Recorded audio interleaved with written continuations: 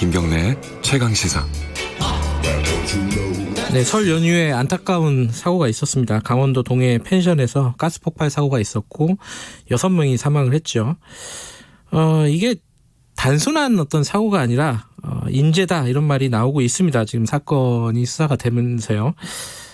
이런 사건들이 왜 반복이 되고 있는 건지 우석대학교 공화성 소방방지학과 교수님 연결하겠습니다. 안녕하세요. 네, 공화성입니다. 굉장히 큰 사고입니다. 6명이 사망한 사건인데 왜 이렇게 인명 피해가 컸나요? 가스 폭발이지 않습니까? 네네. 그 가스 폭발로 추정하고 있는데 이 가스 폭발 자체가 휘발유라든가 이런 기름이 폭발하는 것보다 몇 배에서 몇십 배의 그 폭발 위력이 있습니다.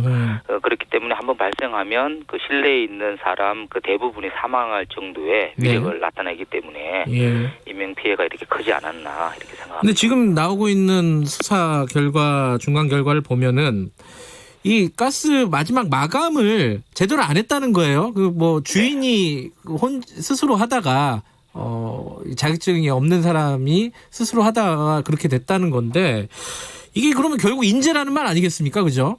네, 비용을 아끼려고 그런 것 같은데요. 네. 그 교체 비용이 그 가스 공급 업체를 부르면 한 5만 원이면 가능하다고 하는데. 네. 그 가스레인지를 인덕션으로 교체하면서 그 가스 공급 업체를 불러서 그 배관 마감 처리를 했어야 함에도 불구하고 네. 이 주인이 직접 시공을 하면서 그 가스 배관의 중간 그 밸브의 마감을 제대로 하지 않은 거죠. 마감을 아예 하지 않은 거죠. 예. 그래서 그 가스 중간 밸브가 조금이라도 열릴 경우가 발생이 된다면 그 가스가 쉽게 누출이 돼서 집안으로 쉽게 확산될 수 있는 것이죠. 이 문제는요, 그 펜션 주인의 개인의 어떤 과오일 수도 있지만은, 과실일 수도 있지만은, 이게 그 숙박시설로 분류가 안 돼가지고 상당수의 펜션이 또 규제의 사각지대에 놓여 있다. 이런 얘기들이 계속 나오고 있습니다. 지금 이 상황이 그러면 좀 심각한 수준 아닌가요? 네, 이야기 들어보니까 이 펜션 같은 경우에 뭐 9년 동안 소방 및 그 각종 안전 점검을 전혀 받지 않았다. 이런 얘기가 나오지 않습니까? 네. 이 시설을 내부를 들여다보니까 그 숙박 시설로 등록이 된 것이 아니고 네. 그냥 그 음식점이나 뭐 다가구 주택 이것으로 그냥 신고해 놓은 거예요. 그러다 보니까 그 점검 대상이 아닌 것이죠. 그래서 안전 점검을 안 받아도 전혀 문제가 없는 이런 상황이기 때문에 그 단속을 피해 갔는데, 그러니까 이제 이 미신고 숙박 시설을 우리가 앞으로 잘 조치를 해야 될 필요성이 사실은 있다고 생각을 합니다. 근데 만약에 숙박업소로 신고가 돼 있었다고 한다면은 이런 어떤 그 가스 마감이라든지 이런 것들도 점검을 할 수 있는 기회가 있었던 건가요? 네, 맞습니다. 그래요? 그래서 법이 이제 일반 숙박업이 있고 농어촌 민박업이 있는데 둘 중에 한 가지만 해당이 되더라도 1년에 1회 또는 2회 정도 그 안전 점검을 받도록 되어 있기 때문에 충분히 체크가 가능했다. 그래서 조치를 취할 수 있었다 이렇게 생각합니다. 이게 그 어떤 면적이라든가 여러 가지 그 규제가 있어가지고 아까 말씀하신 농어촌 민박으로도 못하고 또 뭐 이 숙박시설로 등록도 안 되고 뭐 이런 그 사각지대에 있는 업소들이 굉장히 많은 모양이에요. 이거 어떻게 해야 되는 겁니까, 이거는? 일단 기본적으로 뭐 농어촌 민박업으로 등록할 수도 있고, 일반 숙박업으로도 등록할 수 있는데, 이 원칙대로 등록을 하다 보면 이제 절차가 까다로워지고 안전 점검도 받아야 되고. 그 주인 입장에서는 불필요하다고 생각되는 뭐 스프링클러라든가 화재 경보기라든가 이런 시설을 다 해야 되다 보니까 그냥 뭐 조건이 쉬운 그냥 미신고 숙박으로 그냥 영업을 하니까 이런 문제가 계속 발생되고 있는 것 같습니다. 근데 이게 그런 어떤 부대 비용 같은 것들을 아끼기 위해서 신고를 안 한 상황들 이런 것들이 그러면 어떻게 개선을 할까? 왜냐면은 이게 몇 년 전이었죠. 2018년이었나요? 강릉 펜션에서 그 일산화탄소 중독 사고가 있었잖아요. 네. 그러니까 그런 사고가 일어나면은 뭐 어떤 처벌을 받는다든가 이런 게 있어야 될 것 같은데 뭐 그런 것들은 어떤 식으로 지금 규제가 돼 있나요?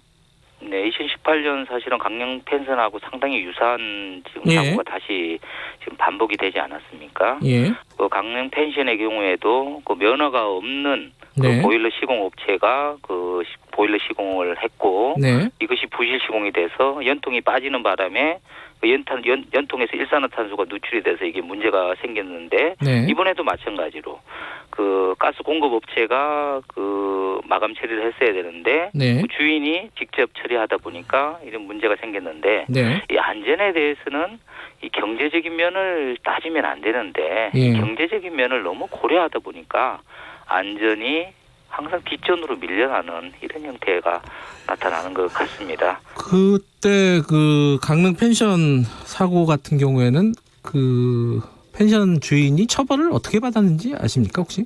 네, 상당히 사회적으로 큰 이슈가 됐지 않았습니까? 그렇죠. 사망자도 사실은 많았고 네.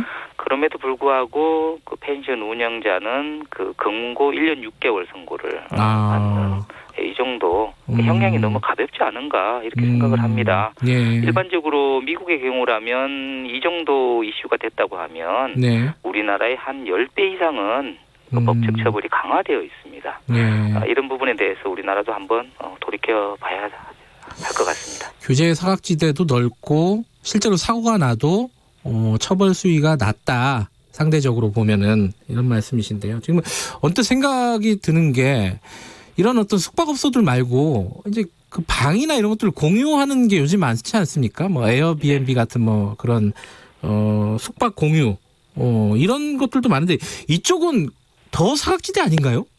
네, 맞습니다. 이런 것들은 그렇기 때문에 관계 당국에서 네. 뭐 숙박 공유 앱 등을 통해서 안전 체크리스트 이런 것들을 제공을 해주면 좋겠습니다. 그래서 예, 스스로 이상 유무를 주인이 확인할 수 있도록 하고 네. 그 부족한 부분에 대해서는 즉시 보완할 수 있도록 하면 어떨까 하는 생각이 들고요. 예. 그리고 만약 안전사고가 발생할 경우에는 네. 그에 대한 책임은 전적으로 주인이 지도록 하되 네. 아주 과도하리만큼 강력한 법 적용을 해서 네. 안전에 소홀하지 않도록 이렇게 할 필요가 있겠습니다. 근데 이런 어떤 사고가 나고 제도적인 보완이 돼서 뭔가를 규제를 하면은 근데 소급 적용이 보통 안 되잖아요. 맞습니다. 기존에 있었던 건물은 뭐 예외로 한다 뭐 이런 식으로 돼가지고 그게 뭐 무슨 소용이 있을까 뭐 이런 생각도 들어요. 어떻게 보십니까? 맞습니다. 법이 오히려 사실은 거꾸로 가고 있는 거죠. 네. 예전에 지어진 건물 그리고 예전에 이런 영업 신고를 한 건물들은 대체적으로 신축 건물보다는 안전 측면에서 보면 더 그렇죠. 노후된 거죠. 사실 예. 안전 시설도 마찬가지고. 네. 그럼에도 불구하고 그런 예전 건물에 대해서는 오히려 더 강력한 법 적용을 받지 않는다는 것이 사실은 문제인데 그것은 이제 예전에 그 영업 허가를 받은 주인들이 강력하게 반발을 자꾸 합니다. 아하. 우리는 예전에 영업 신고를 받았는데 또 이런 뭐 안전 시설을 갖춰 놓으라고 하느냐 이런 것 때문에 사실은 알겠습니다. 밀려서 이런 문제가 생기는 것 같은데 이런 부분도 개선돼야겠습니다. 예, 제도적인 보완을 할 때 이런 부분도 유념을 해야 되겠습니다. 고맙습니다. 네. 공화성 교수님이었습니다. 지금 경북 북부 등지에 풍랑경보가 발효가 됐네요. 주의하시기 바라겠습니다. 오늘 여기까지 하겠습니다.